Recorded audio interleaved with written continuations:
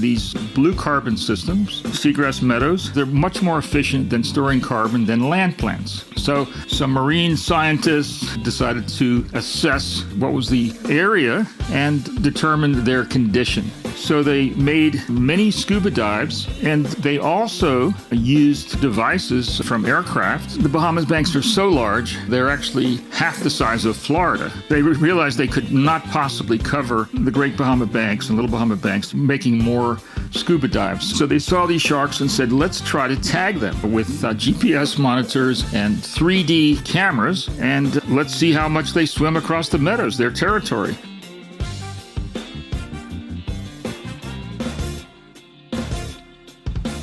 Hi, this is Brent, the Climate Guru, and we have a very interesting discussion today about tiger sharks in the Bahama Islands that roam the seagrass meadows on the seafloor, and they're fitted with video cameras by marine scientists to help the marine scientists evaluate the health of what's called seagrass meadows on the floor of the sea.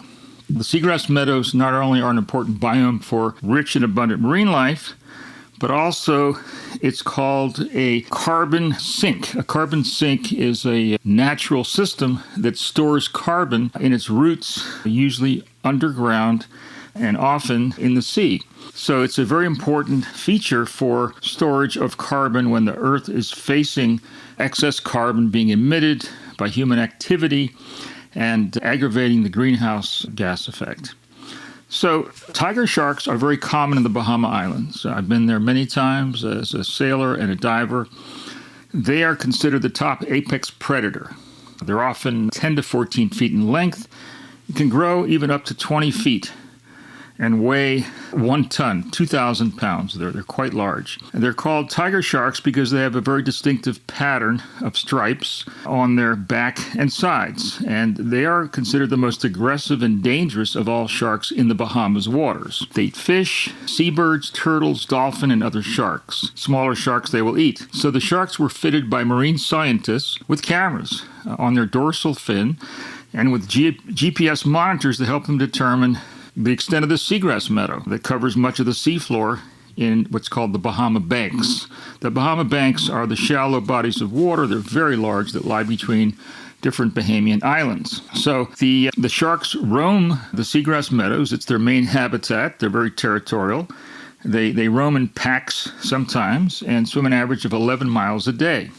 The Bahamas contain some of the largest seagrass meadows in the world, maybe the largest.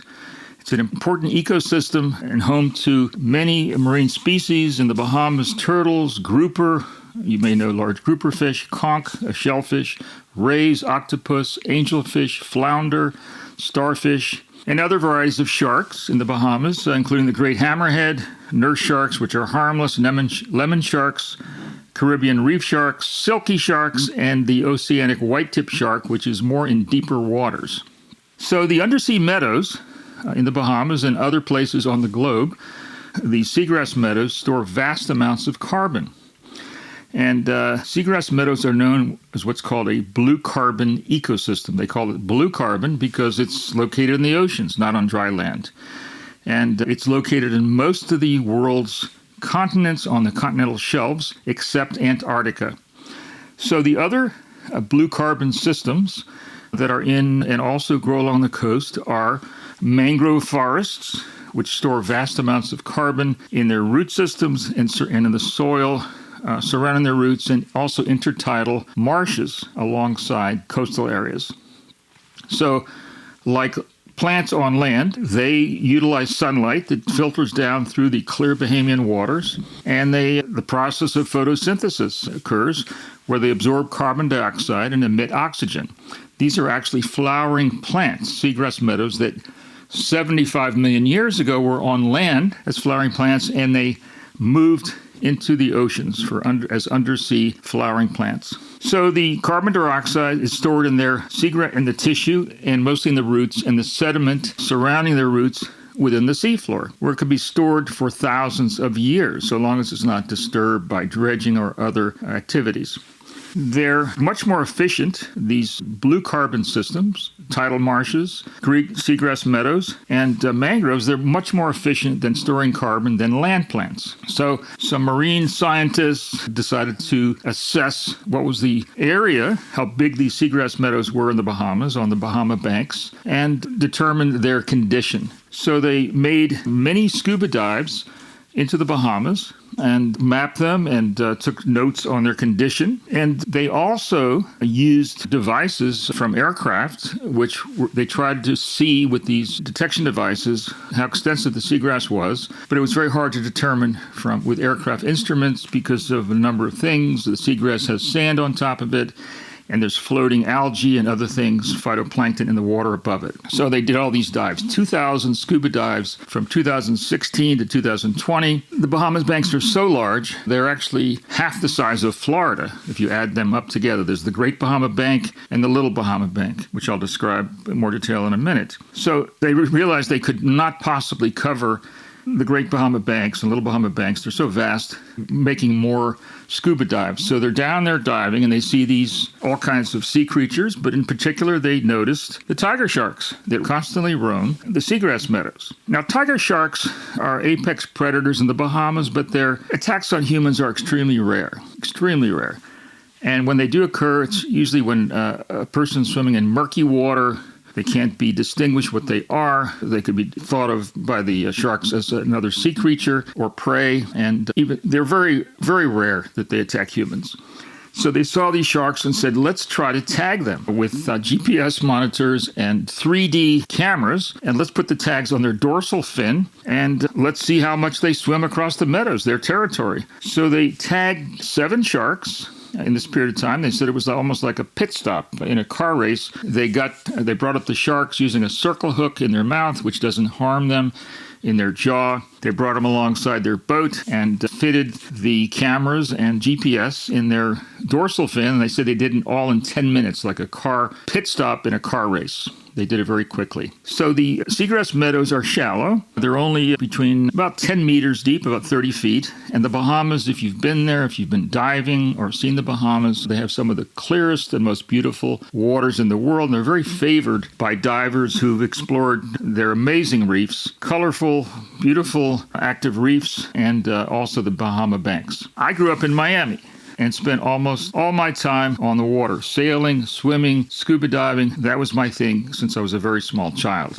My family spent many trips to the Bahamas from a very young age, and so I saw many of the Bahamian islands. And as I got older, I got a sailboat. I learned to sail when I was quite young. I got a sailboat big enough with cabins and that I could spend weeks or months in. And I sailed to almost all the major islands in the Bahamas and have seen the reefs and seagrass meadows everywhere. So the Bahamas, is a little background. It's 700 scattered islands and small keys. It's spelled C-A-Y-S, but it's pronounced Key. It's just 48 miles to the east of Miami, but you have to cross the Gulf Stream to get there. The Gulf Stream is a very powerful northern current, warmer water. As you cross the Gulf Stream in your boat, you can put your hand in the water. It's warmer, and it goes north about 2 or 3 knots. So when you sail east from, let's say, Fort Lauderdale to Grand Bahama, which might be your first stop, about a 10 or 12-hour cruise sailing, you've got to consider that you're being pulled north. So you actually have to aim south, navigate a little further south to compensate for that northern Gulf Stream current. Coming back, you have to do the opposite. You're going to be pulled north, so you have to aim south to end up exactly where you want. I usually leave around early in the morning, and I'll get into the Bahamas. So the first landfall well before dark, about a 10 or 12-hour sail. It's very pleasant. You just have to be very careful with the Gulf Stream because it flows north, and if you get a northern wind, which is opposite the Gulf Stream currents, you can get a very, very dangerous sea, and it can be extremely rough. So you have to be very careful, especially in the wintertime, with the weather and winds. In the Gulf Stream, most of the time, it's beautiful and it's easy to cross. A little background on the Bahamas. There's about 400,000 people that live on all the islands. So there's about 30 islands that are inhabited. Many of the settlements and larger islands that I've visited are Abaco, which is more than the northeast Bahamas. It's a beautiful chain of islands with settlements, probably 15 settlements where folks live, and you can go ashore and stay there for a few days, anchor, or go to a dock. The Abacos are magnificent. Further south, you have the Exuma chain with a shallow bank on one side, and then to the east, the deep ocean. So it's amazing for fishing, deep sea fishing and cruising. And Eleuthera, another chain. That's actually a long island with just a couple different segments, very long. And Eleuthera has some of the best fishing and beautiful scenery in the Bahamas. So Bahamians are 90% black, and they are a descendant of migrations from North America, from American slaves. The first wave of blacks to the Bahamas from America was in the late 1700s when in the middle of our revolution, the revolution against England. And a group of colonists called Loyalists said, we're not revolting against King George. We're going to remain true to the crown, and we're not going to participate in the American Revolution, and we're going to flee to a British colony, an English colony, the Bahamas, and we're going to take our slaves with us. So they set off in boats with their equipment, with their slaves, sailed to the Bahamas, and tried to set up plantation agriculture there. And the second wave of blacks to the Bahamas was also from America, from North America, and during the American Civil War. Southern plantation owners who had slave systems, large plantations, growing rice, sugar, and of course cotton, they were fearful that the North would win the Civil War and slavery would end in the South, which is in fact what happened. So they fled with their slaves on ships to the Bahamas and tried to set up plantation agriculture, but it didn't work because the Bahamas doesn't have vast soil, rich soil, like you need to grow these plantation crops based on the slave system. The Bahamas has a lot of coral surface, the ground is, and they have what they call pothole agriculture, which is little areas of soil. Within the pothole agriculture, we can do limited growing. So the white slave owners went back to America, to North America, because it didn't work. But the black slaves remained, and they were on their own. And they were scattered through the different islands in the Bahamas, and they survived. They learned how to survive. Bahamas is very rich in resources, and it's warm, it's subtropical. And they eked out a living fishing, sponging. Of course, the Bahamas had vast sponge beds until the 1930s when a disease knocked them out. They grew crops in the pothole farming, and they also engaged in what's called wrecking, which is salvaging ships and their cargoes that wrecked on the many shallow reefs surrounding the islands. The Bahamas has very shallow waters in most of it, although there's some deep parts, one part called the tongue of the ocean, and ships who would come through the Bahamas from North America on their way to Cuba and other places, they would pass through the Bahamas and oftentimes wreck on the shallow reefs. So that was common. So a ship foundered, it wrecked, and they would salvage the cargoes and the ships, and that was a large source of income. The word Bahamas is a word that comes from the Spanish word where it's Baja Mar. Baja meaning low and mar meaning sea. So it's shallow sea in Spanish, Baja Mar. And the first people in the Bahamas were Spanish. They're explorers. They were pirates in the 16 and 1700s. And because they could hide there, especially in Nassau, because of the shallow seas and banks, the authorities had difficulty finding them. It wasn't until the early 1700s that Wood Rogers, appointed by the British Crown, beat most of the pirates or gave them amnesty, and that pretty much ended that period. So the Bahamas is warm, it's clear waters, the banks are very shallow, and the sunlight and warm grass is ideal for the seagrass meadows. In fact, in the Bahamas, there's 112,000 square kilometers of meadows, and it covers most of the Bahama banks, and which is half the size of Florida. It's quite large. So we mentioned carbon sink, and the blue carbon ecosystems, such as the seagrass, stores the carbon in its roots and surrounding soils much more efficiently than land plants do. And it does so much more quickly, and it stores them sometimes for thousands of years. So there the carbon remains in the roots and surrounding the roots of the seagrass, and if remain undisturbed, can be there for thousands of years. And it's very important carbon sink to avoid excess carbon, which is the most prevalent of our greenhouse gases, and of course comes from burning of fossil fuels in industry and electricity, deforestation. And any natural system that helps us avoid the extremes of climate change, natural system, is really what we're looking for. And to preserve, protect, and sometimes expand the seagrass meadows if they've been degraded. And that's happening in some parts of the world. So to avoid the extremes of temperature, which climate scientists are warning us about.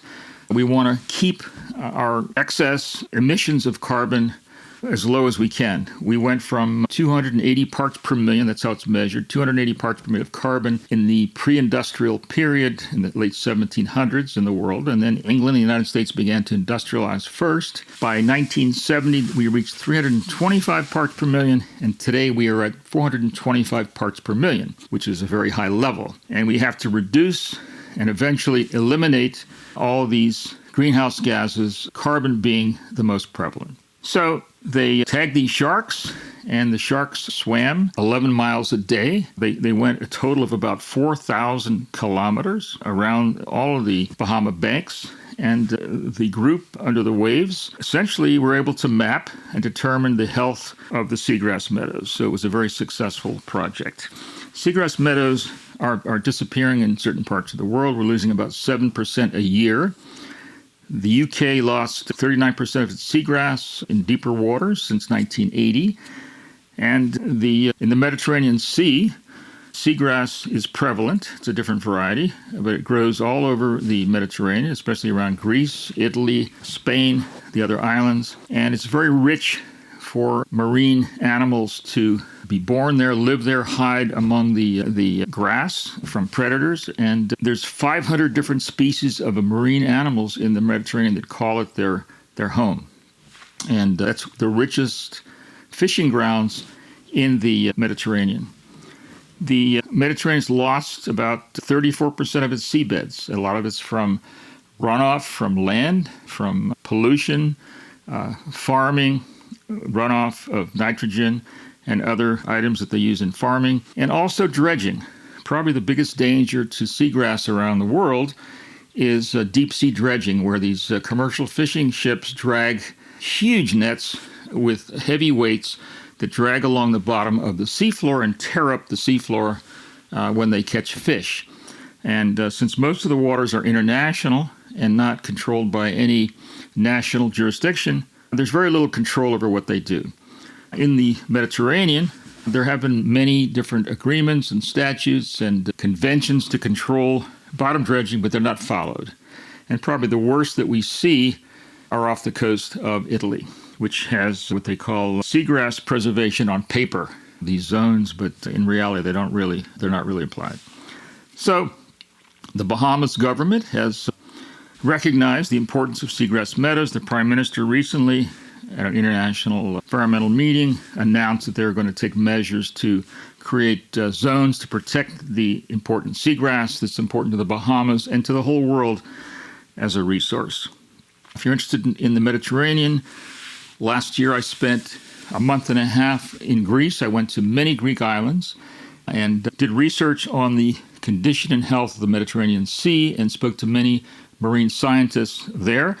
Please look at my website, theclimateguru.org, and see my report and study on the Mediterranean Sea. I think it's interesting and enlightening, particularly things like tourism and development, which affects the seaside communities and the attempts of certain groups to preserve turtles, which are endangered, and the monk seal, Mediterranean monk seal, which are also endangered. There's only 400 left in the Mediterranean, and they're preserving them. They were slaughtered by the tens of thousands over the centuries for meat and for oil and for hides. And now these wonderful groups in Greece are protecting them, keeping the tourists away from visiting them. So I hope you enjoyed this podcast, found it interesting, and we'll talk to you soon. Climate Guru, signing out.